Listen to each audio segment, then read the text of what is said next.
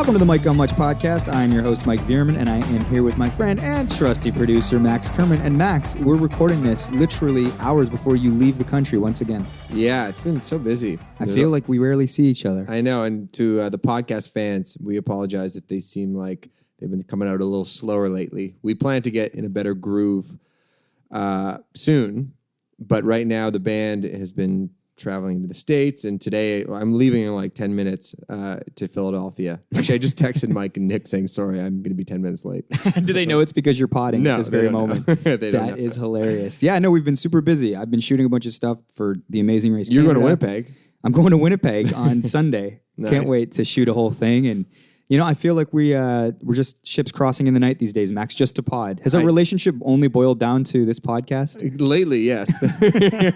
But you know what? So we did this interview with Laura Jane Grace, and we'll get to that. But we finished it, and we were there together. And you were, and me too, were like on top of the world. And it just, and you said, like, you know, doing all the prep and all the stuff to get ready for an interview sometimes seems like a lot of work. When you have a million other things to do. You know, you're prepping to go on the road. I'm prepping to go away. It's like, but then you do it, and it's so exciting. It's always worth it. Yeah. You get to know somebody, and you have a conversation with them, and then afterward you go, oh, this is why we do it. These conversations are so sort of interesting and enlightening, and the whole reason we started this damn thing in the And first she's place. particularly incredible as an interview. Yeah, she's great. Yeah.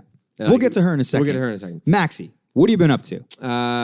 What's going on? So my schedule when I'm home is I try to be a good boyfriend and make up for lost time with Lauren. She's very understanding of my situation of being a dude in a band. I also try to see my family. My sister has a little kid. He's like turning 1. Very cute. Very sweet. I saw on Snapchat you were on the bus with your parents. Yeah, my parents came to Hamilton, so I try to see my family. And then also I try to party with my boys whenever I can fit that in. And if they're listening, they're going to be rolling their eyes right now. Like my roommate, Al, who I love to death. He's like, I never see that guy ever. Sure. But I had heard word that your brother, Greg, my roommate, and our friend Dan, who's asking for us not to use his last name anymore, had tickets for Weezer. Oh. And they were going to be catching the 5:30 bus. And it was like about 4:45. So I quickly made some emails to see if I could get hooked up with free tickets. Ooh. And I got hooked up and I joined them on the bus. Of course, like a couple of 18-year-olds, they had bought Mickeys and bottles of tonic water, and we're planning to drink them on the GO train, which is always very exciting. I love doing that. That novelty will never get. Really it will never old. get old. Yeah, but by the time we were like getting on the train, the bottles were all warm and disgusting. But you still committed. I didn't even want to, but Dan was like, "You better do it, man! Come on!" Dan's he's a peer pressure guy. And then we got there, and our friend the Nut, was there, and the Nut hooked us up with some free drinks too. I won't say what his job is, but he has a company card. And sometimes he can entertain his friends. And we got seats on the floor. Woo! So we were about 15 yards from Rivers, the man himself. Goodness. Now, Mike, you know how to describe it better than anybody. How would you describe your brother's affection for Rivers and like where it began? And the reason why I like talking about this particular instance is I feel like everybody has something like this in their life that there's a person they look up to that brings them back to a very innocent time. And now no matter how crazy and cruel the world gets, you have this one thing, which is like basically like your teddy bear or something that you can hold on to for your whole life in some cases. Weezer is a safe place, is what you're saying. It totally is. And so just describe, we should just have Greg on the pod to describe himself, but how would you describe your brother's relationship with Weezer? I've known Greg for some years now. Like since he was born. Yeah, pretty much. And I will say this. So the Blue Album, like everybody loves the Blue Album. It's pretty magical. When it came out, it was a huge hit because of Buddy Holly, blah, blah, blah.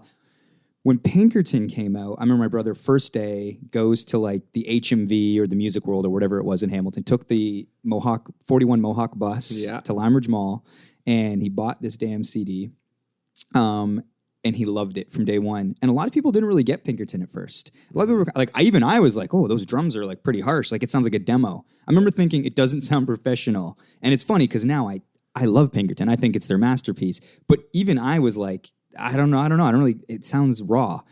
And Greg was like, no, it's genius. Well, he was more like, it's genius, because he hadn't hit puberty yet. Yeah, how old was he? Oh, I don't know. He was He must- 96, so he was like 11 probably or whatever. Something like that, yeah. And he was like, he loved it. Now, I don't know if he loved it because he was like some visionary like music fan and had great taste, or just because, and I was think Rivers. history has proven this, he's just a blind lover of all things Weezer.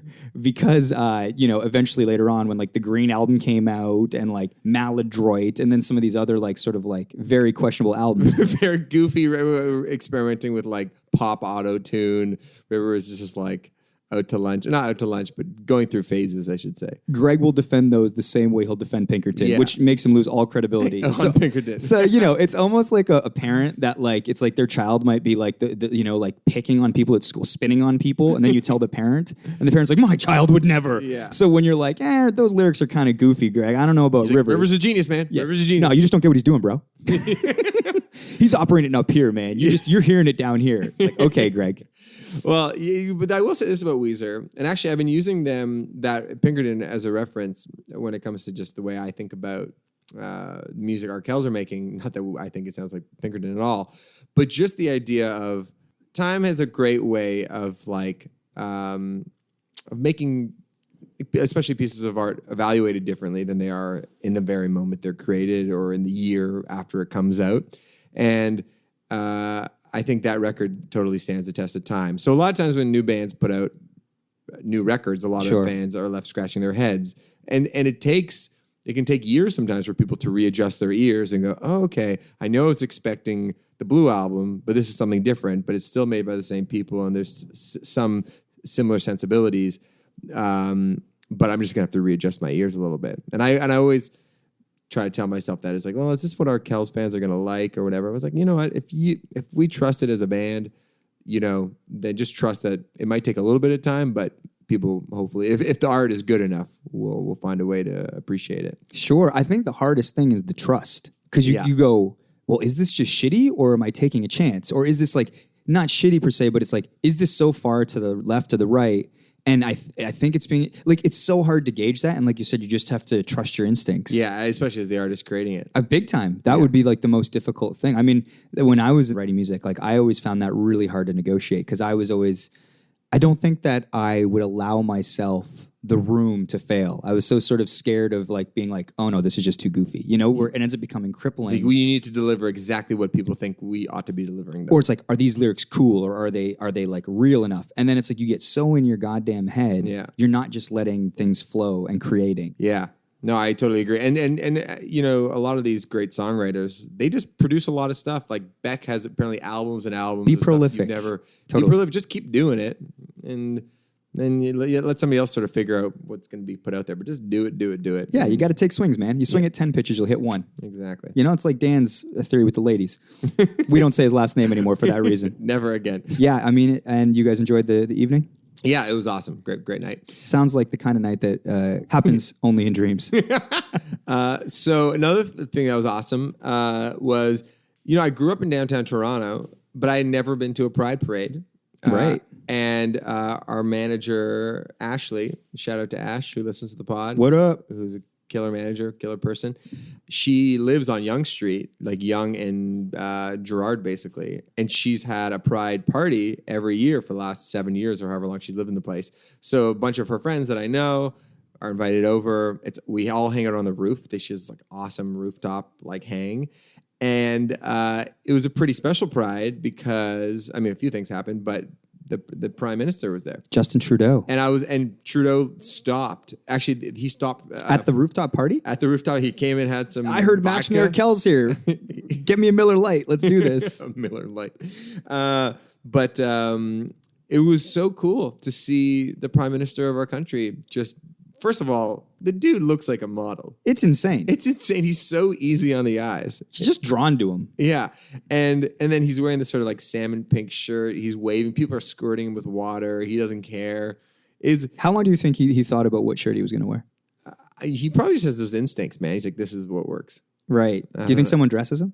I wouldn't be surprised if that's the case. He's got a lot of decisions to make. When I saw, it's true. When I saw the Instagrams of him walking in the parade, and just a lot of people sort of being like, "This is why I'm proud to be from Canada." You know, this is fantastic. Like that, our prime minister is walking in the Pride Parade, and it's kind of crazy to me that it's taken this long. You know, because I feel like in the last decade we fast tracked a lot of public perception on like LGBTQ issues, but then at the same time, we had Prime Minister Harper in charge for the last 8 years. Yeah. So I've been saying this: the bar was set pretty low, knowing that the culture is fast tracked this quickly. And that, but there's still so many issues. That's the thing. It's still not. Issues. It's not there. It's not there yet. But the bar has been set pretty low to become the coolest prime minister ever. If you have a little bit of charisma and you're like an open-minded liberal person, if you're mildly socially liberal, everyone will be like, "You're the best. You're like us." It's like, this guy's incredible, the first prime minister ever. You know what I mean? Yeah. And then the Canadians are like extra lucky that this guy just happens to actually be of that ilk of like very progressive, young, really seems to have like the values of progressivism. Who do you think's harumphing over a photo like that? Like, who do you see opening the paper the next day and seeing him marching in pride and going, "That's not my Canada"? Who does that? Because there's got to be a section of people that do that. Is it older people? Is it our grandparents? Yeah, it's a good question. Yeah, I think it's mostly older people who feel like this has been brought up a million times, but who feel like their way of life is being taken away from them when it's really not at all. Sure. Well, I mean, here's the other thing. It's like you tend to kind of obviously, as you get older, gravitate towards people that are like-minded. It's like, have you ever been at a party and had a conversation with someone that's like socially conservative? It's like, I don't know who those people are, but they're out there. Economically conservative sometimes. Totally. I know a lot of those people, and we can have that conversation, but socially conservative in a lot of ways is hard to, one, wrap my head around when it gets super extreme. Two, it's like, where are these people? They got to be out there. Are they just like, because they vote? It's a large section of people. Yeah, but statistically speaking, though, I bet like that sector of the population is becoming so small, statistically speaking. I just don't think as those people die out, basically. So you think there's an age line where socially conservative, or maybe like a religious line? A religious line, yeah, where and religion, generally speaking, is becoming like less of a priority for Canadians, probably overall. Do you think people in general are becoming more humanist? I'd say so. I mean, there's definitely. I mean, obviously, there's religious groups out there, but I think generally speaking, the world is becoming more. Or at least the Western world is like more agnostic than it's ever been. Do you think that we're mirroring the States? Like the States seem pretty divided, like down the middle. It seems almost 50-50 or maybe a little bit more liberal, like maybe like, I don't know, 55, 45, something like that. Do you think we mirror that? Or do you think that we're by and large a far more like socially liberal country? I think we're more socially liberal. I mean, definitely more socially liberal as a country. I'd like to think. I mean, maybe there's some smart person with statistics saying that I'm wrong. But I generally feel, I mean, the national psychology of Canadians is just different than Americans. It feels like it's bred into us to be inclusive. It's more, definitely. And actually, you know what? I on Canada Day, Trudeau, speaking of Trudeau, he posted a message like saying "Happy Birthday, Canada" or whatever. And the message was so nice. He's like, our founding fathers came together, not in spite of our differences, but because of our differences. Mm-hmm. And of course, Canada has its blemishes. We can big time, talk about all those dark chapters of our history. But he really just kept on hammering home the positive things we can point to about where the country came from and where it ought to be going. And I think, and it was just really powerful. I don't repost much on my Facebook, but I was like, you know what? This got me. It totally, whoever wrote that thing for him or whether he came up with himself, it was really very effective. No, things like that really move you are important. Like somebody wrote a defense of giving DeMar DeRozan that big contract, and I decided to post that on my wall. You had to repost it. Because it was just smart writing, and they got to the heart of the issue. Yeah, and I welled up. The Raptors need a star. Who are you going to replace him with? Yeah. Hey, you know what? Let's get to talk about the interview, because I think that Laura Jane Grace is incredibly inspirational. Yeah, she's great. In the interview, it's funny. We did this interview in Greg Stewart's new office. Shout out Greg Stewart, who always doesn't hesitate to give us a little space to chat with our pod guests. And she came in. This news recently came out that she was dating Beatrice from Cour des Pirates. It's very Cour des Pirates. Pirate. Yeah. Yeah, and there was a lot to talk about. We were obviously reading a bunch of stuff leading up. Like she tore up her burned her birth certificate in Durham, North Carolina. We talk about that. She has a new book coming out. And for people who aren't familiar with Laura, just a little backstory, just so, and you should probably just give a 2-minute read on her Wikipedia page before you listen to the interview if you don't know anything about her. But she is a singer of Against Me, and in 2012, she came out as a transgender person. And, I was it was interesting. I hadn't watched many of the interviews. I remember this event happening in 2012, but didn't really pay too close attention. It's pretty big news when it was in big Rolling news, Stone. but Yeah. I didn't read into it that much. And in her Wikipedia page, it seems like she's just constantly in turbulence, where interactions with the police, and she's in this sort of punk rock existence where it's like kind of a very sort of. You mentioned a Twitter feud with like Arcade Fire or something. Yeah, exactly. Just sort of a combative person. But then there's a bit of that like punk rock mentality, totally, like, for sure. Against Me sort of represented, and all those things. And I was thinking about how's this interview going to go? But then I started watching her do interviews, and she was so well spoken, kind of serene in nature, like acknowledging the difficulties in her life, but always being incredibly honest. And then I was like, oh, this is actually going to be a great interview, and she totally delivered and was incredibly thoughtful and very open and interesting and sensitive with everything she was talking about.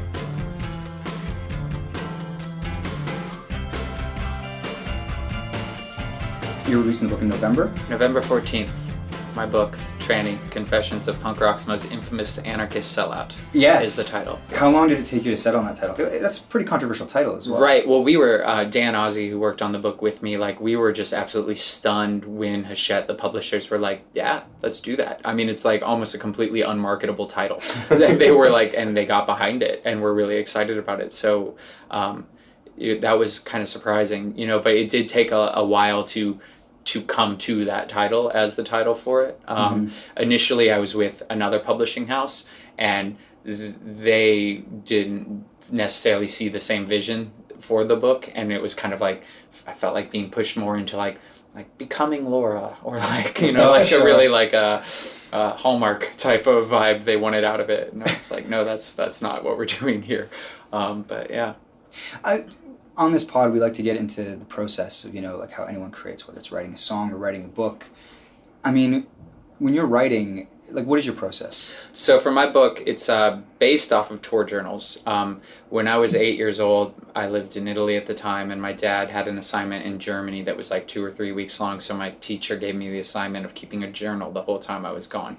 So I did, and the trip was really like an impressionable trip for me. I was a second grader. I went to Dachau concentration camp, and my brother got hit by a car on that trip. So two huge things where for, an 8-year-old kid, you're just like, whoa, like... Massive events. Yeah, really impressionable, and I wrote about those things. What'd your dad do?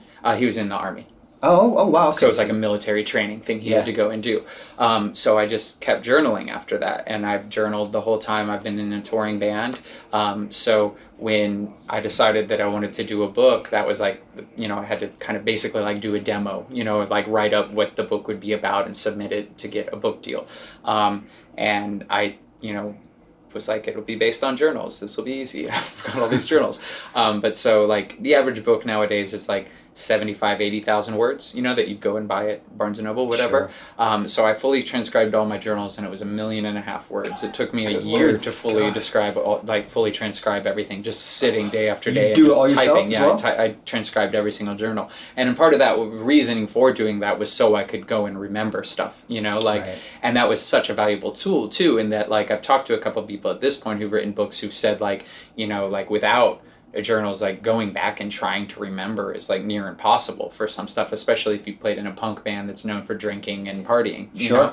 But so to have like, to be able to be like 2003, August 23rd, I was in this exact place. I was on this flight. The flight number was this. I was sitting in this seat. Like, So much detail. Yeah, everything was there. So. Did you find anything in the journals like that maybe was a big moment that you'd forgotten? You went, holy shit, I can't believe that happened. It was more like light moments that had been forgotten of Okay. like fun nights, like one night in particular where we did a 50-state tour, and we went to Anchorage, Alaska and played and we went went out to a bar, and then some local was like, come to our house for partying, and we went to their house, and like our friend John, who was with us, somehow got his shoes stolen at the party, so like had to go home from the party without shoes. So it was just like light moments like that where you're like, oh yeah, I remember that time. That was really fun. I miss those times, those people. Yeah, it's funny. I always talk about it like I call it this thing called Boomer, because my grandfather had this dog, and he called him Boomer, and the dog passed away. I forgot about the dog completely, and then my brother brought it up like a decade later,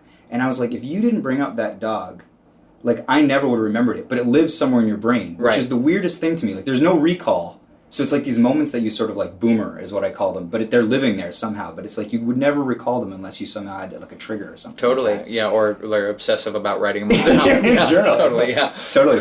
I'm always interested whenever, you know, like there's like a celebrity memoir or anybody sort of does a co-write. So you said you wrote this with Dan Ozzie. Yeah. How does that process look? Is that like, is it more of an editor or is it more of like working on the prose? Like how does that relationship work? Again, like the amount of editing that had to have been done with 1.5 million words, like it was just too much for me. Where I was like, I cannot, I don't even know which stories in here are the ones that are worthwhile. So Dan really helped be like, this is, you know, like leave out that stuff, keep in this stuff. And then also like the biggest thing I struggled with was just the ending.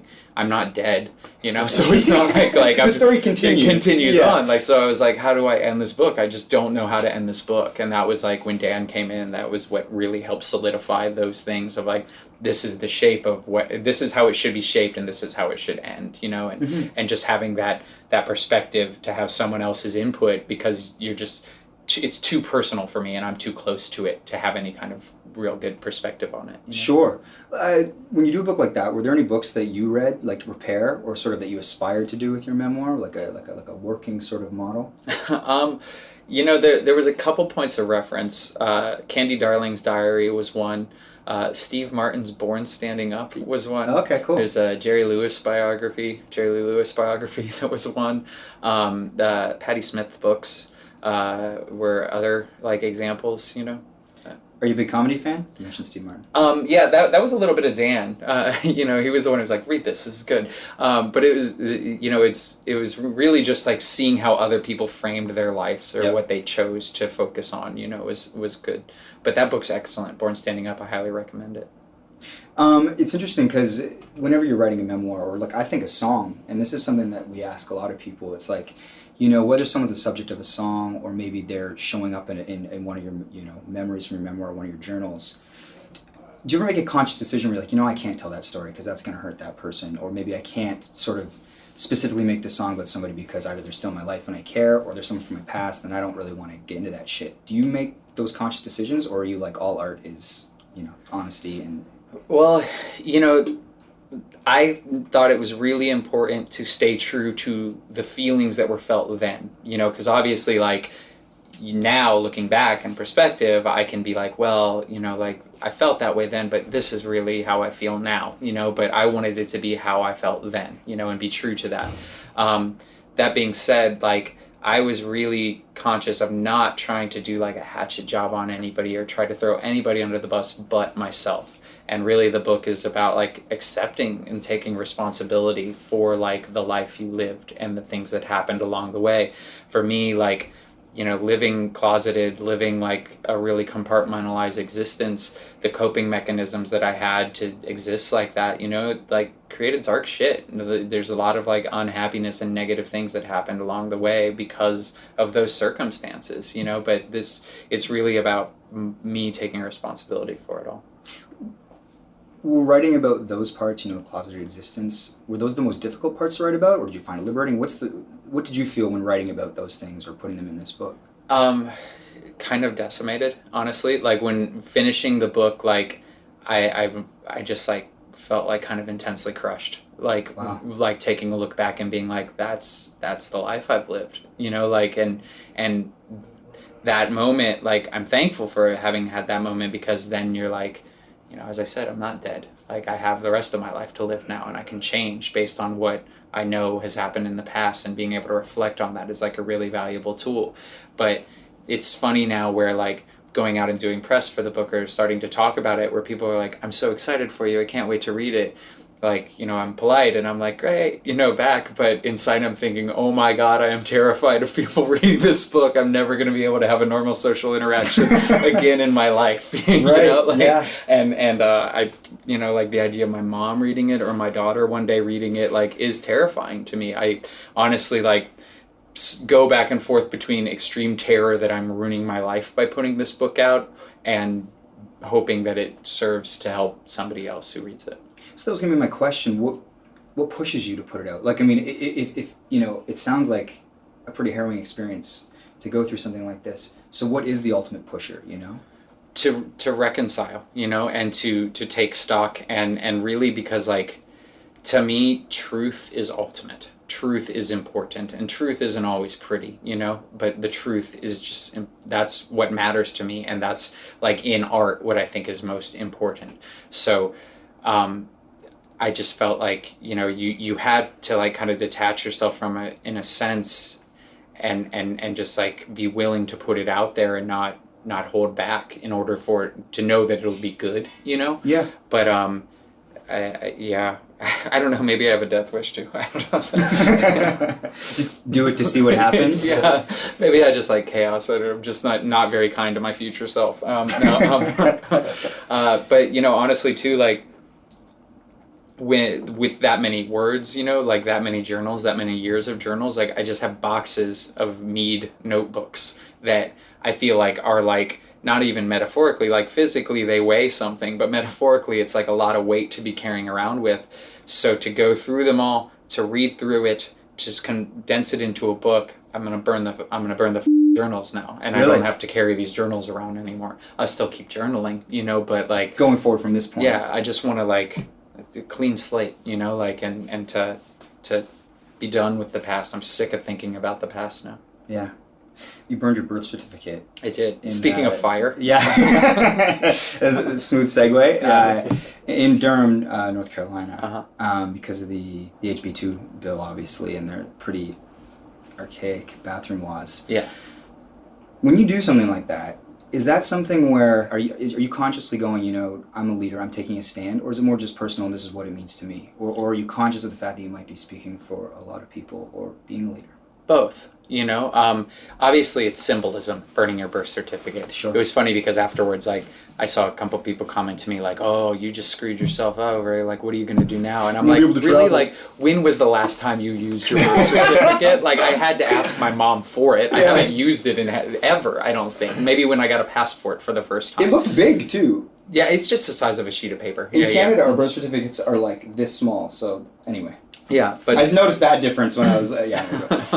but I hadn't ever used it, you know, or anything like that. But obviously, it's symbolism. You know, there were many artists that boycotted North Carolina once HB2 went into effect, and when like the show was booked before HB2 went into effect. So like when that started happening, that was the boycotts were how I first became aware of HB2, and I was almost kind of like, you know, like lackadaisical about it in a way where I was like, oh, well, I just assumed that's already how it was in North Carolina. You know, I Yeah. already operate under that fear, you know?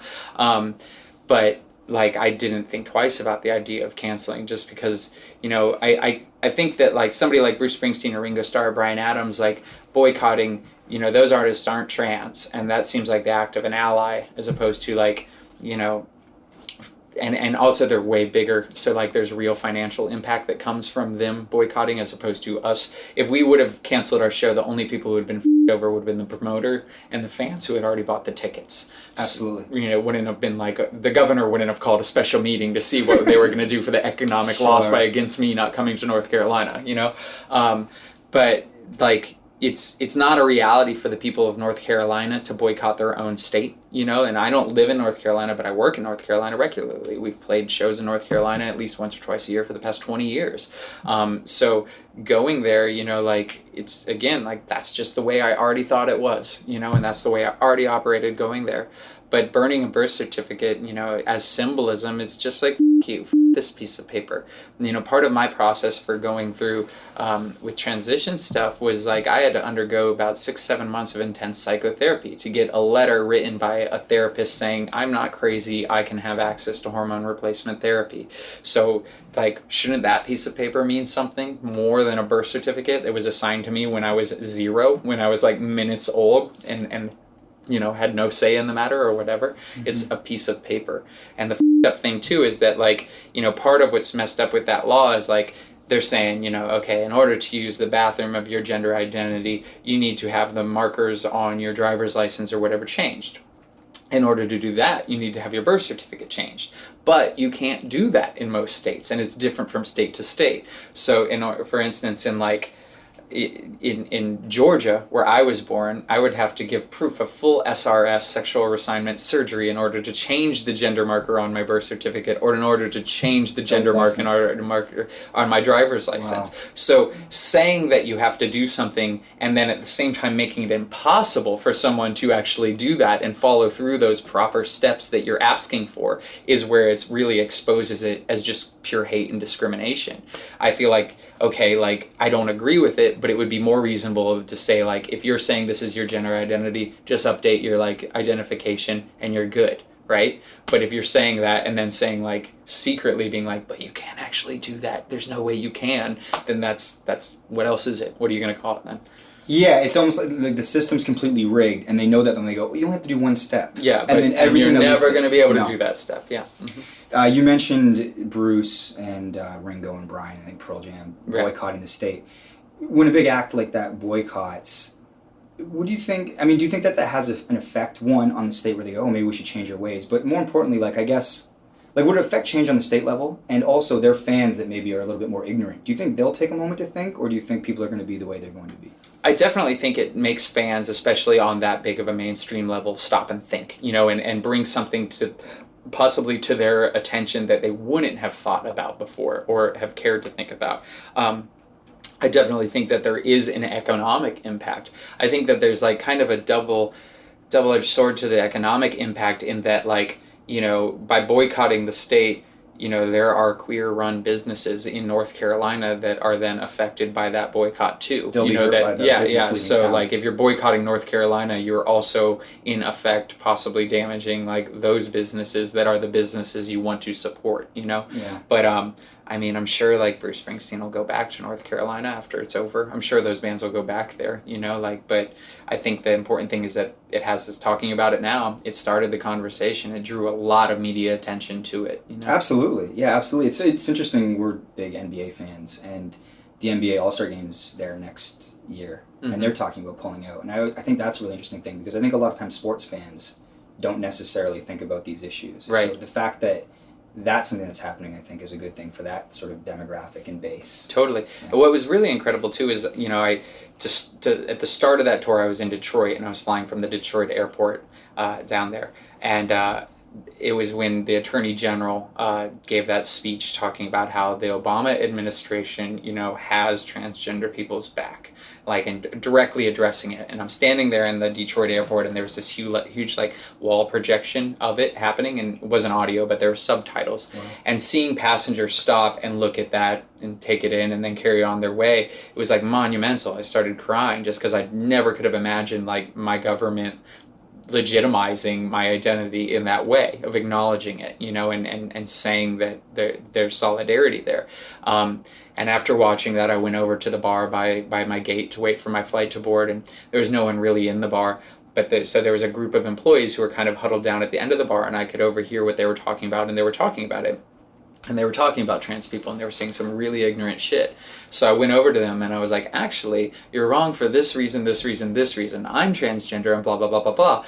And I could just see, like, where they were like, whoa, like, the TV and what's happening there just entered my reality. And, like, they just didn't even know what to do. It was like, I could tell it was like some of their first interactions with this, and like that it was dawning on them that it was real. And unfortunately, the only response I got back after I said what I said was this one person was like, does Caitlyn Jenner regret transitioning and want to go back to being Bruce? And I was just like, oh, fucking Christ, and turned around and laughed. But, maybe it made some kind of impact. Yeah, in the moment, I like to think that, okay, that interaction will stay with them, and maybe over time. For sure. It's like, ew. Well, just like you said, it's like it's something on the TV which is easy to disassociate. Be like, oh, that's there, Right. And then to have human interaction, Yeah. and it makes it all the more real, and you have to confront it, I think.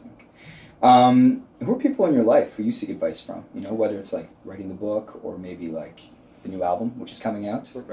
Yeah, who are the people I seek advice from? I seek advice from my publicist. For those listening, she just winked. My band, like that's my circle, is my band. When I have something that is weighing on me, I talk to my band. This album comes out in the fall, I believe. Comes out September 15th, 14. 14th. So the album is called Shapeshift with Me. Yeah. Shapeshift with Me. Mhm. Fantastic. So is that an exclusive? Exclusive to us in person, but not. Well, we're announcing the album title on the 18th, which is why why the hold on it. The embargo. Yeah, Got yeah, you. the No, that's embargo. amazing. Yeah. And I mean, how are you feeling about it? It's I honestly like I kind of lost perspective on it, where I was like, I don't even know if it's good or bad. Just take it away from me. But no, it's cool. Like I honestly like finishing writing a book while finishing recording a record. Like I feel like aged me 20 years. Sure. Like it's really like just a lot of work. Where that feeling of like again like I don't even know. Like I just accomplished it. I did it. It's done. Like and there's that feeling of elation of that. And I don't have the same fears necessarily with the record as I do with the book, but yeah, it's pretty crazy. With the book coming out in November and the album coming out in September, you're probably going to be touring a ton. Yeah, You're going to do a book tour and all that? I would do a book tour pretty much immediately around the book coming out, but we just start touring in September when the record comes out pretty much immediately. Yeah. When you're like facing something like that, where it's like, oh, we're going to be on the road, we're going to be doing a bunch of these things, do you find that daunting or exciting? Because you've been touring a very long time. I find it like comforting, like reassuring, and that The like road or the work? the road. Yeah. I mean okay. all of it, like being like. Even like coming here or whatever, being like, oh, it's cool, it's good to be back here. Like I'm so thankful to be back here. I'm so thankful to be talking about another project. So thankful to like be staring down more touring, more years on the road. And like being thankful for doing what you do, especially as like you see friends who are in other bands and bands break up. Like things come and go, moments pass, and like to think about like.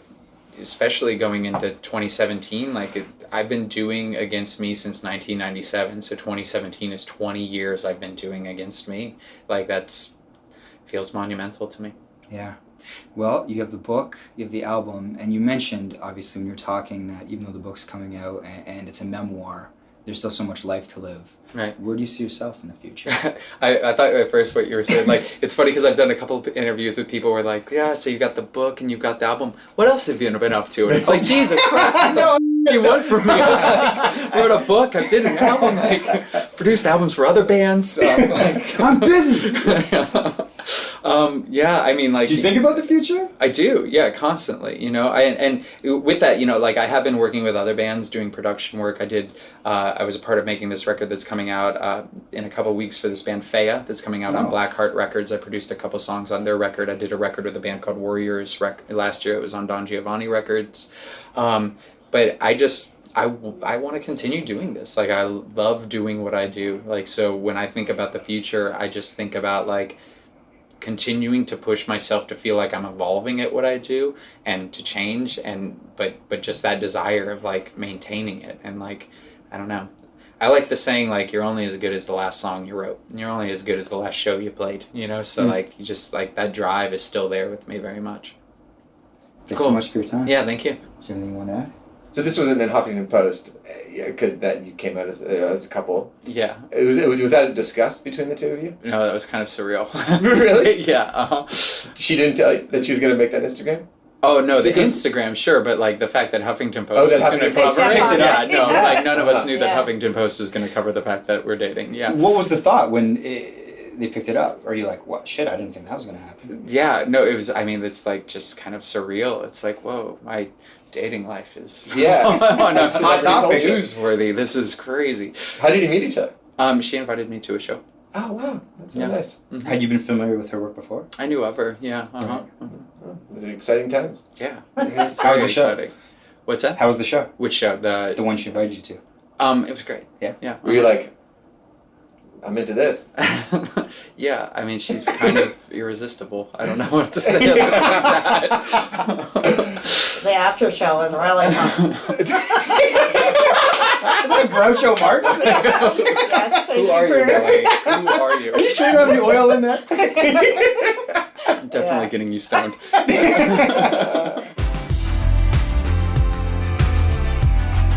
Welcome to everybody's favorite part of the podcast, the dessert. Actually, Max is not with us today. It's just me and Shane, my good friend Shane.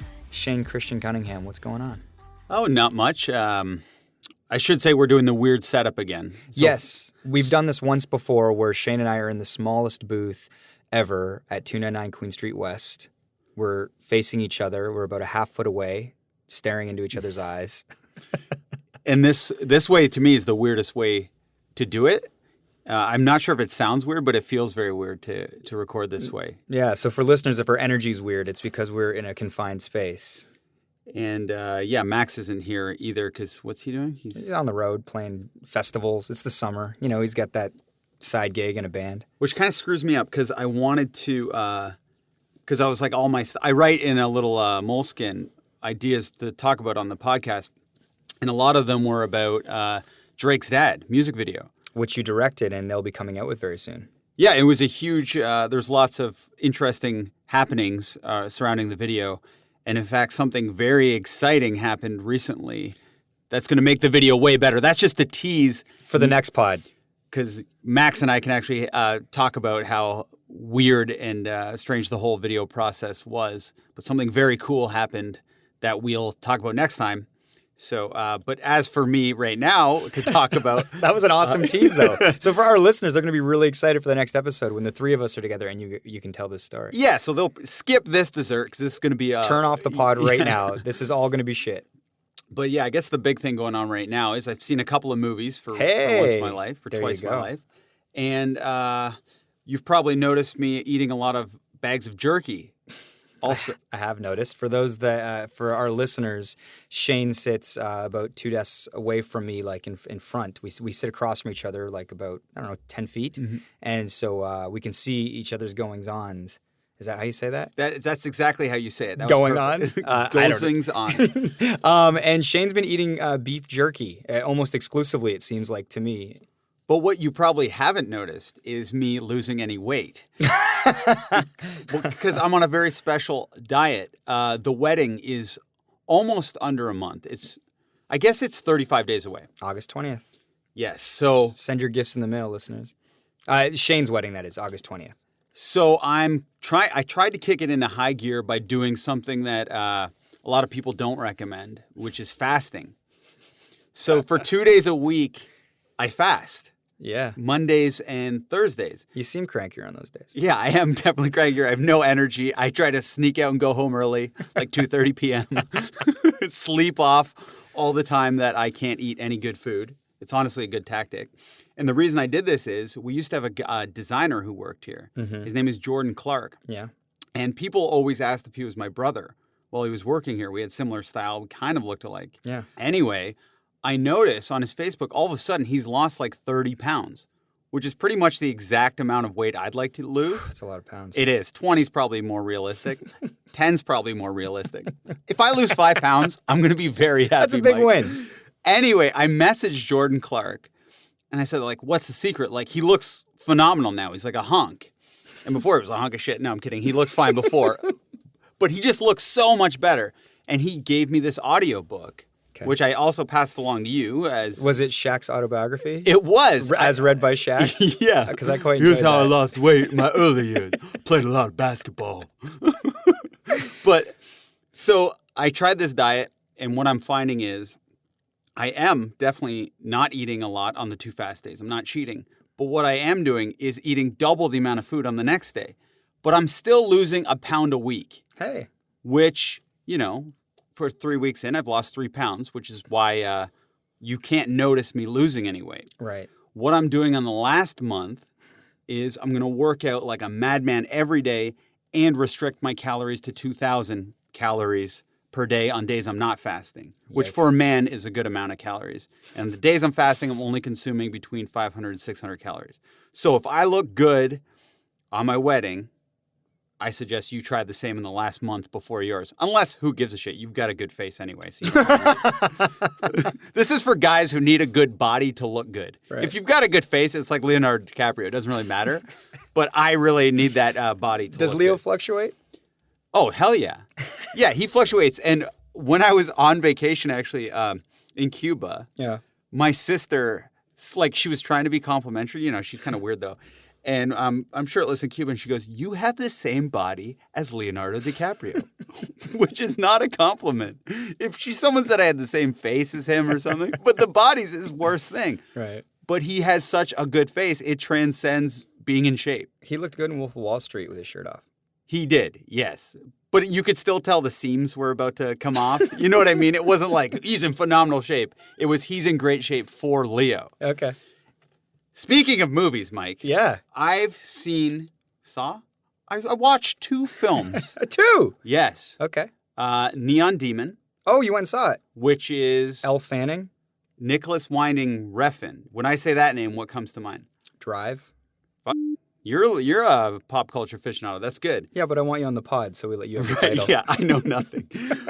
Anyway, I saw. I fell in love with this guy when he directed Bronson. Okay. Our buddy Sean Dawson had Loves Bronson. had this movie chilling around, and I thought it was going to be some shitty little fighting movie. It turned out to be unbelievable. Then he came out with Drive. He's at the peak of his powers. I'm so excited for Only God Forgives. Turned out to be like an art house kind of Big time. like total like what do they call that when it's Like self-indulgent. self-indulgent? What do they call it? Like it was some piece that's very like narcissistic. It was like Oh, a vanity project? vanity project. That's the term. Mike's good with words, and this one's no different. Right. Neon Demon. So it's beautiful to watch. It's very. He kind of reminds me of Kanye West Oh. in the fact that once he reached the height of his powers, he knows he proved to everyone that he could be great if he wanted to be. So now he's kind of fucking with people for moments of brilliance. Yeah. Because there's some scenes in Neon Demon that are so good that you're like, this movie's going to be awesome. There's a scene in particular where you're watching it, you're like, Tell people what it's about. Neon Demon. It's about Elle Fanning, who plays A young model.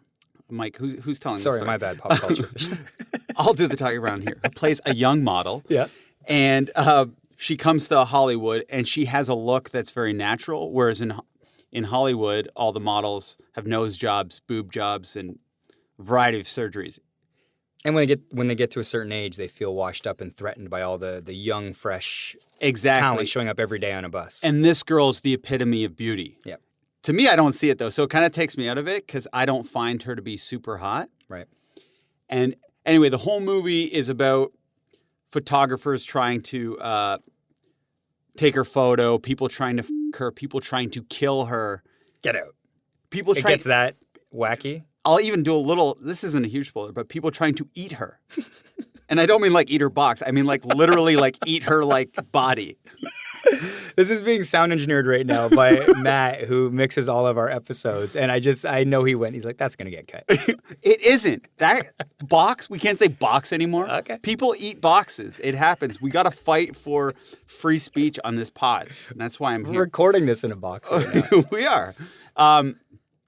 So, and then there's some crazy ass scenes. You can cut this part. You may keep it, but I doubt a lot of people are going to see this movie anyway. It's because it's not doing very well at the box office. Yeah, pun there you go. intended. But there is a scene where one of the characters fucks a dead person, Oh, my goodness. and it's a girl, lesbian necrophilia. That's rarely seen in film. So he's going full Kanye. He's testing people's limits. Just trying to f with people. But there's no cohesion. It doesn't add up to anything Mhm. with the story. It's just like random scenes that are meant to maybe outrage or make you feel uncomfortable. Yeah, and then it's funny because after it's one of those things too. It's almost like a Radiohead song where certain people are going to like it afterwards, and certain people are going to say they like it afterwards just to be cool. Yeah. But you don't know if they're bullshitting or not. This is the type of movie that's going to play at like some Toronto taco bar with the sound off. Right. Would you recommend it? At a taco bar with the With the sound sound off? Honestly, though, it looks amazing. Sure. This film yeah. is awesome, and maybe in a couple years I'll like it. Right now, it's a little bit too boring, but some of the shots are awesome. And this guy clearly can do an amazing movie if he wants to. That's it. That's all. That's our episode. Thank you so much for listening. You can follow us at Mike on Much on Instagram and Twitter. Jenna Gregory at jennasdoodles.com provides all the artwork for the show. Huge shout out to Dan Carruthers, as always, for handling a bunch of the social media stuff. What? Tara Paquette for putting together all the artwork. Mike McShane, who's just been a awesome dude around the company helping the show along. I don't know. We got a lot of hands. Yeah, on we deck thank a lot of people. Yeah. The Mike and Much podcast is produced by Max Kerman. I'm your host, Mike Veerman. See you next week if we don't die on the weekend.